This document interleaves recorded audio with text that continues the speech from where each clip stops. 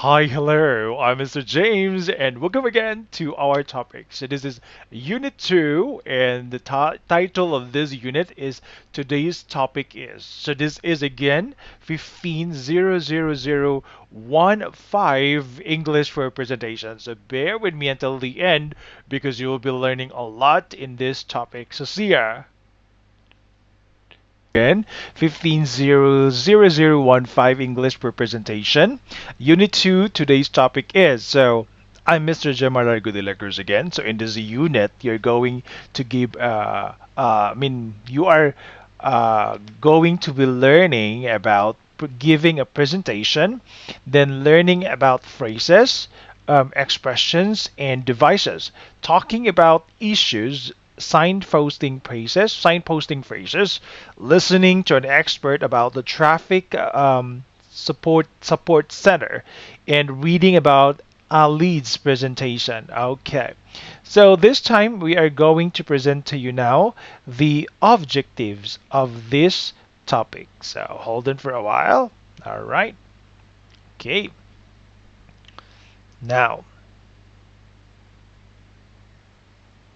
the objectives of this unit, which is the unit 2, is understanding how to give a presentation using key points, discuss devices, phrases, and prepositional phrase, and expression to discuss difficulties, issues, refer to other points, and add ideas. Construct signposting using elements and key points, understand and take down notes on the informal presentation, and discover and practice Aled's presentation tips. So you're going to be learning here about presentation tips as well, what you're going to do when you present. Now, let's begin with week 3, where you will learn the following. So, understand how to give presentation using the key points. The second one is discuss devices, phrases, and expressions to be used for talking about difficult issues, referring to other points and adding ideas, and then construct signposting using elements and key points. So that's the part of week 3, and we're going to learn for that. Okay, now let's play the game. This is guess the body movement. So you are going to guess the emotion or action based on body language, only no words or no sounds. So are you ready? Let's start. Okay, so this one. So when you talk, you have to do like this. What's this? So this word is starts with the letter C. Got it right. That is confident. So confident means shows assurance. Okay, great. Shows assurance. Hold on, I will hold on for a while. This one. Okay. Next. Very good. So this is confident. Next to it is guess the body movement. All right. This one, look at the photo. Great. Okay, engaging is the answer. So keeps the audience interested. Great. Okay, how about this? Yes, that one. Guess the body movement. All right. That means this one is persuasive. Persuasive means you are convincing, especially when you talk and discuss and present. It should be convincing, and it should be, it should start on you. Like, it should be convincing, especially looking at your face, your posture, and everything. It should be coincide with each other. So let's go. The next one is. Okay, we're done with that. Thank you so much. All right, so this one is persuasive. The next word is, guess the body movement. Good job. Great. Articulates. Articulate.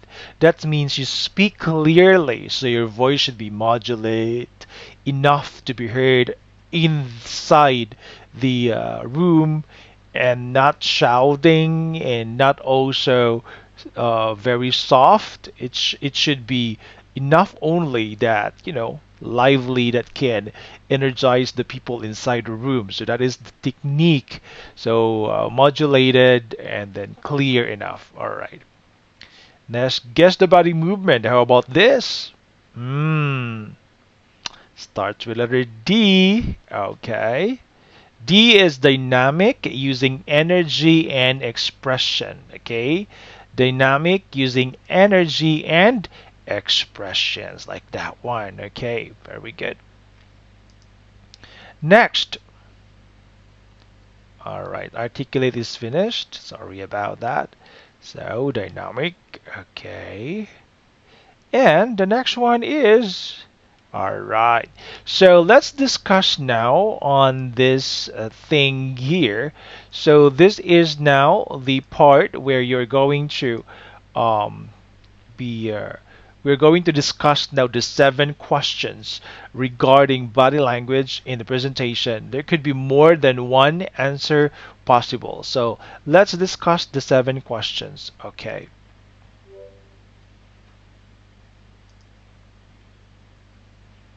All right. So first question is, how should you stand? So this is the first question now.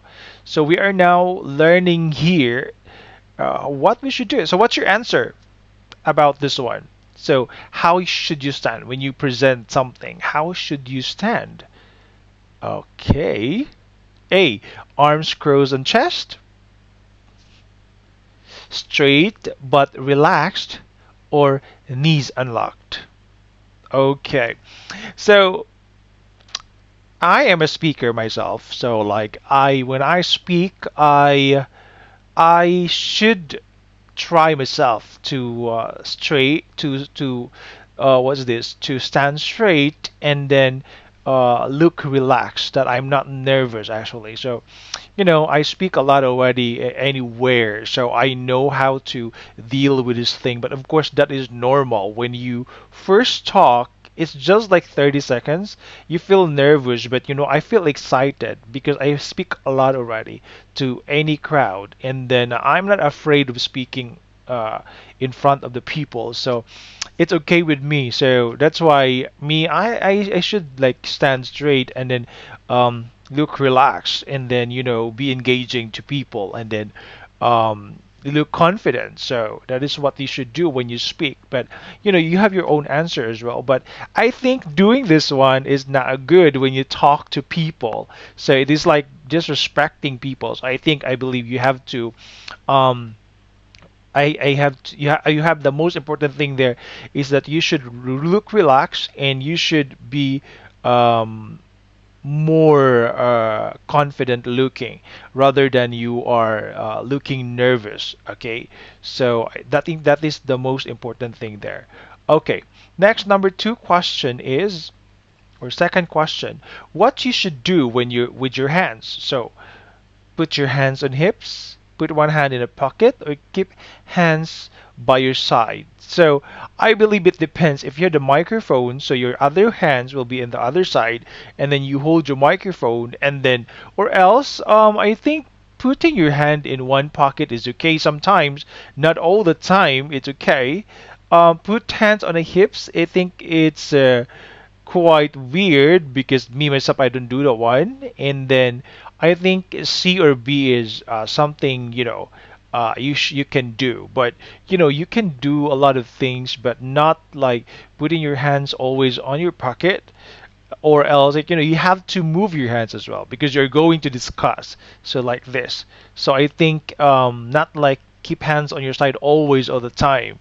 So but not on the hips, of course. You should not put that one on your hips because that's weird when you talk and you do like that. So this is not a dance presentation, or this is a presentation, a formal presentation about something, but this is not a was this an opening number that you are going to dance. Okay, next, how can you emphasize something? So A, point a finger at the audience, move or lean forward to show something is important, use a printer to draw attention to important facts.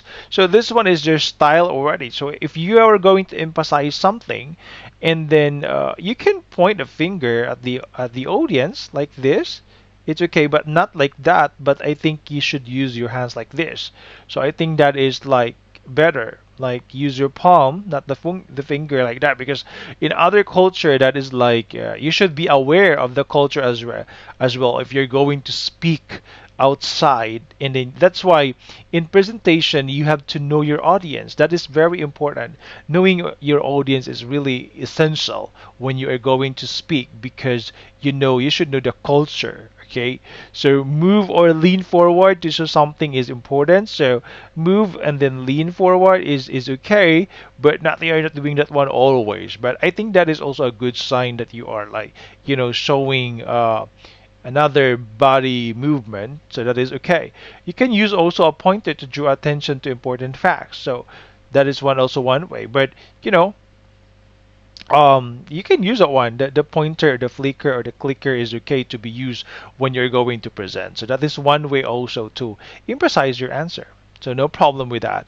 What should you do when you feel nervous? Of course, that is normal to feel nervous. But you know what? If you speak always, like every time, I think the when you feel nervous at the beginning only, like 30 seconds, or sometimes you don't feel nervous at all. Like me, I don't feel anything when I speak. I don't feel anything at all. Like I love to talk always. Like I love to talk in front of people, and never felt any nervous at all. Like even how many people are there, it's okay with me. I'm so excited to talk always.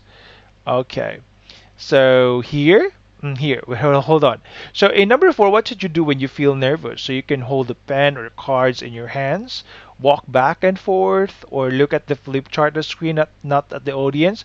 So I think for me here is when you feel nervous, you can walk back and then forth. Okay, so I think at least when you feel that emotion there, that you feel like you're nervous, then you can like you know release that emotion while walking and then talk. So that's my style as well sometimes. And then how should you keep eye contact with the audience? So make eye contact with each individual often, not that one, but you can somehow you can choose uh your eyes. Example, you look at the right, you look at the left, you look at the center, but actually not looking anyone. Okay, just looking at that area there, but not looking specific person. So that is why how I talk. I don't like look at a specific person, but I look at like the left side, the right side, the center. So that is a good technique actually. And then also you can talk to, then be normal, just relax, you just go because of all the people there inside. You are the person that is an expert of your presentation, so they don't know about what you are going to talk, and you are more prepared than them. So you should not be afraid. You should not be nervous at all.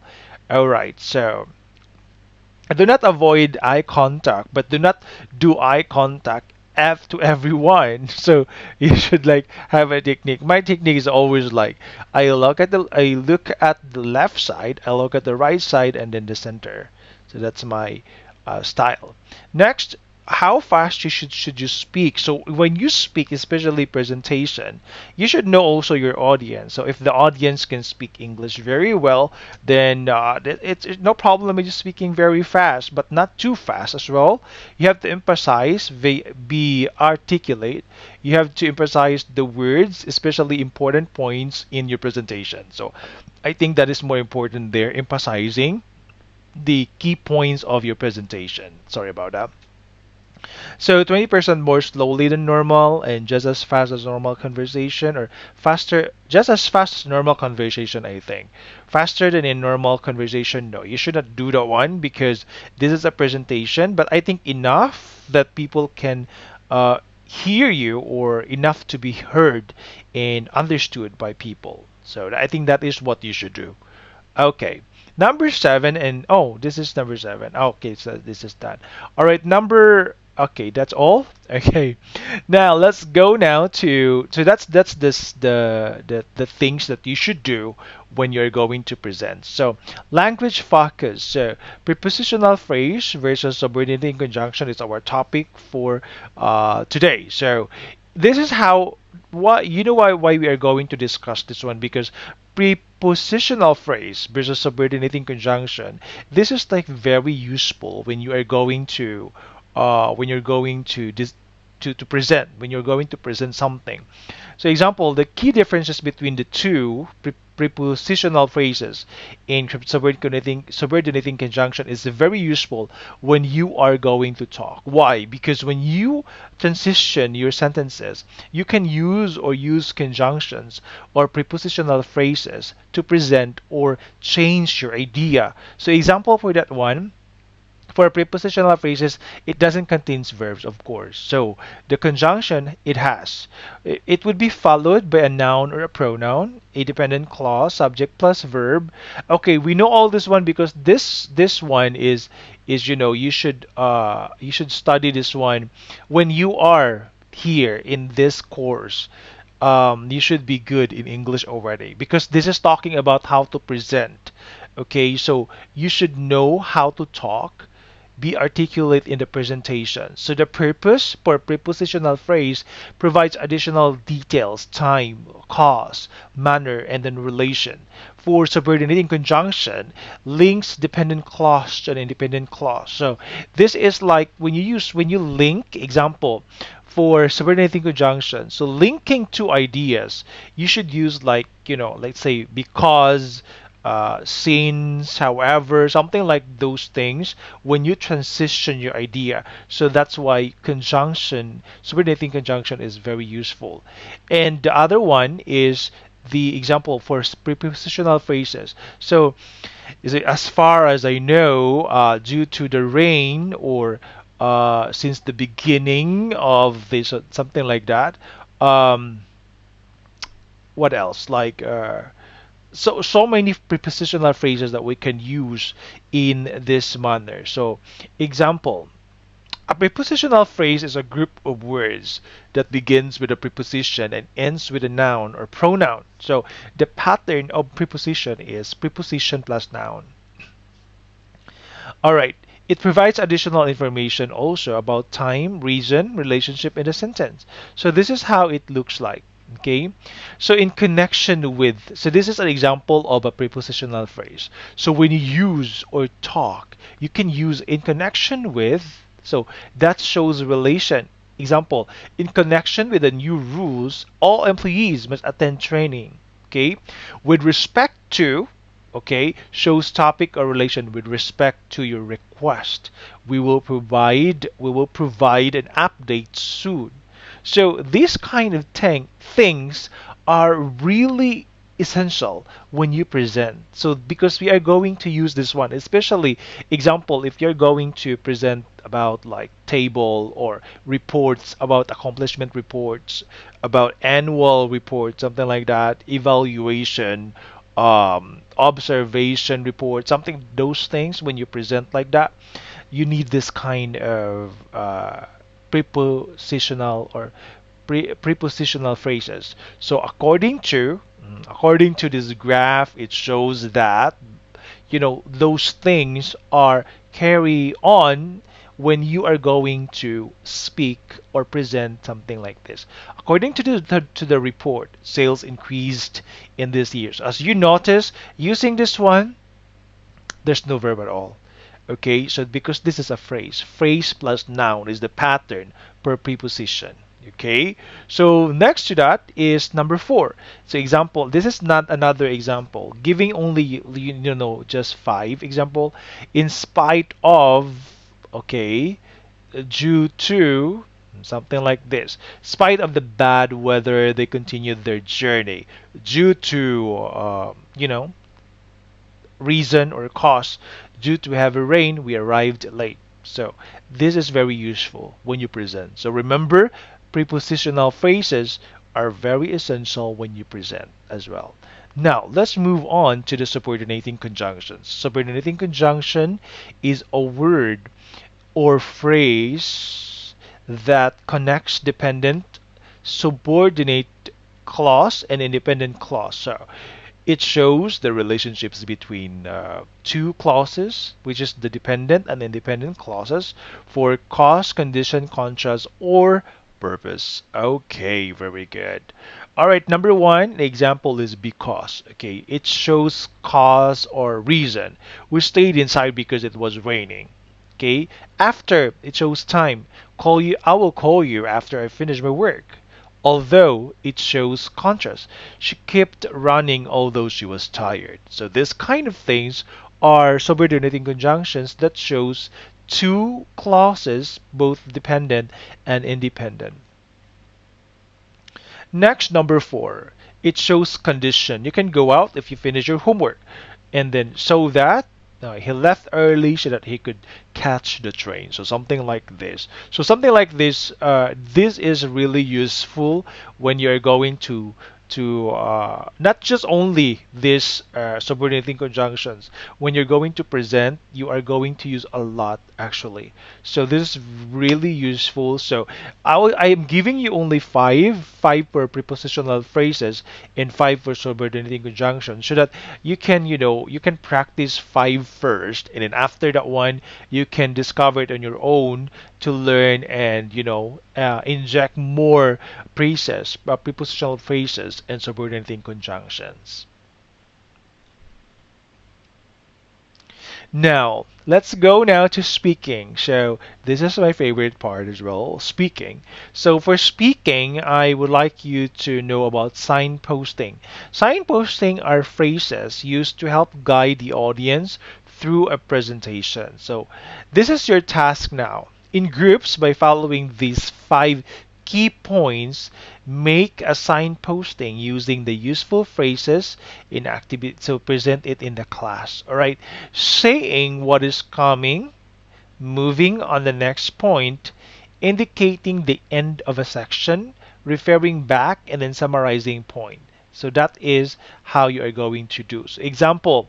So again, has signposting are phrases used to help guide the audience through a presentation. So useful phrases that you can use is like this. Before I move to the next point, okay, this phrases. This leads, okay, this brings, okay. Let's now turn to, as I mentioned, as I mentioned before, as I mentioned in the other slide before, I'd like to, let's go back to what I said earlier. As I said earlier, so these are useful phrases that you can use for signposting. So when you are going to help guide your audience when you present, okay. So example, when you present this first slide, so you will say, like right now when I'm saying it. So before, so as I mentioned earlier, okay, as I mentioned earlier, that this is what I'm talking. So as I mentioned earlier, you have to be in group by by following this five key points. This one, okay, this one. This is the five key points. Saying what is coming, moving to the next point, okay, or indicating the end of the section. So this is what you're going to use. All right. Before I move to the next point, this slide leads to, this brings to, let's now turn to, and then as I mentioned, I'd like to, let's go back to what I said earlier. As I said earlier, so something like these are very useful in presentation. Okay. These are the five key points. In groups using five key points, you have to choose a topic. By following the key points, you must use the useful phrases and present it in the class. So you need to present your plan as an outline, not to present the whole presentation. So just the plan is okay. You just present what is your plan using, of course, the phrases that I told you a while ago. These are the five key points. So saying what is coming, you should follow this. Moving to the next point, indicating at the end of the section, referring back, summarizing a point. So you have to use this five in order for you to use the phrases as well. So that indicates that you can use, or you are indicating, emphasizing that you are going to move to the next slide. So when you present, you have a lot of slides, right? So you have to talk when you move to the next slides. You have to talk. Example, before I move to the next point, as I mentioned earlier, so you have to talk something like that. It should not be quiet. It should not be quiet. So it's very weird when you're so quiet. So this is practicing you what you're going to say when you talk, when you transition to another slide. Okay? So that there's no gap at all. It's not quiet. So when you present, you have to be talkative. You should talk. You should not be quiet. So in order to fill in the gap, you have to use these phrases. And that's it. This is the end of week 3, where you learn about the vocabulary. You're giving a presentation on page 15. And for language practice, expressions, phrases, devices, talking about issues, referring points on page 20, and signposting phrases. Now, moving on to week 4, where you will understand and take down notes on an informal presentation about an expert talking about the traffic support center, and discover and practice Ellen's presentation tips. So let's to play the audio. So let's go to listening now. This is week 4 for unit 2. Listening, talking about the traffic support center, and let's talk and listen to let's listen about the expert talking about the traffic support center to make the motorist to be convenient. So I want you to order to sequence the questions. What is second, third, fourth, and fifth? So number 1 is given to you there already. So let's play the audio. Unit 2, Exercise 4. Okay, so that's the background and the reason we developed the program. Any questions? Okay, so let's move on to the next point and take a closer look at the Traffic Support Centre itself. As I said earlier, the TSC was set up in 2001 to help traffic flow more smoothly and basically to make the lives of motorists easier. In this part of my presentation, I'd like to tell you about the centre's activities, how we work exactly, and how motorists benefit from our services. So, let me give you a brief overview of the TSC's activities. Our main activities are to collect, analyse and communicate traffic information. After collecting traffic data from a number of different sources, we analyse them and then we inform the media, the police or other authorities, and last but not least, the motorists. This now leads us to my next point. How does the TSC collect data? Traffic monitoring equipment has been installed across the main traffic routes, which helps us gather real-time information on traffic speed and traffic flow. Additionally, we use variable traffic sensors and cameras. We also work together with other partners and authorities, for example the police, traffic officers and the media. Let me show you a few examples of how this works. So much for collecting data. Let's now turn to the next issue. How do we communicate information to motorists? We do this in a number of ways. By using electronic road signs, the internet and radio, and state-of-the-art telephone technology. Let me now come back to what I said earlier. The TSC wants to make the lives of motorists easier. So, in what ways does the motorist benefit? Well, first, through real-time information about the traffic situation. Second, through better advice about alternative routes. Third, through safer roads and less driver stress.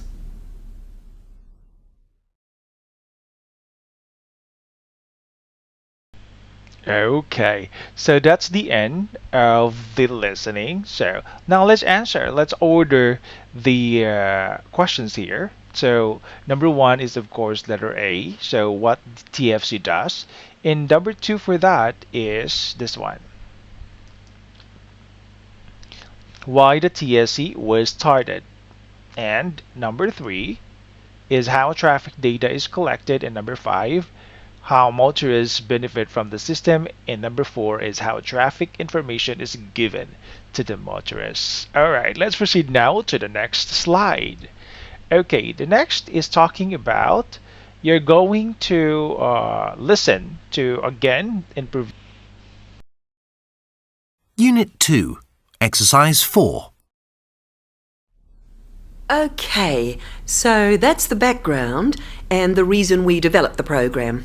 Any questions? Okay, so let's move on to the next point and take a closer look at the Traffic Support Centre itself. As I said earlier, the TSC was set up in 2001 to help traffic flow more smoothly and basically to make the lives of motorists easier. In this part of my presentation, I'd like to tell you about the centre's activities, how we work exactly, and how motorists benefit from our services. So, let me give you a brief overview of the TSC's activities. Our main activities are to collect, analyse and communicate traffic information. After collecting traffic data from a number of different sources, we analyse them and then we inform the media, the police or other authorities, and last but not least, the motorists. This now leads us to my next point. How does the TSC collect data? Traffic monitoring equipment has been installed across the main traffic routes, which helps us gather real-time information on traffic speed and traffic flow.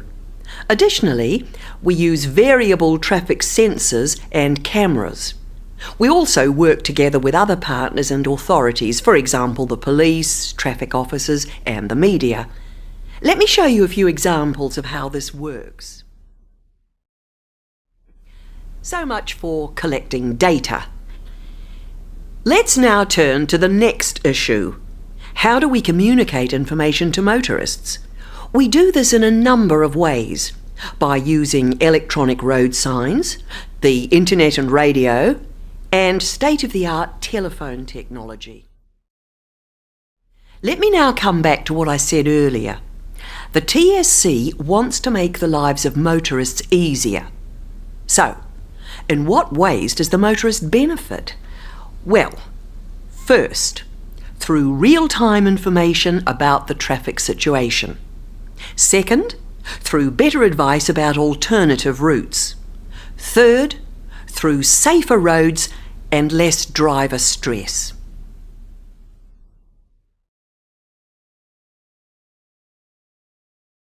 Alright, so that is the listening. And as you can see, we have here filling the blank of about the listening. So apparently listening that one. So these are the answers for that. So let's move on.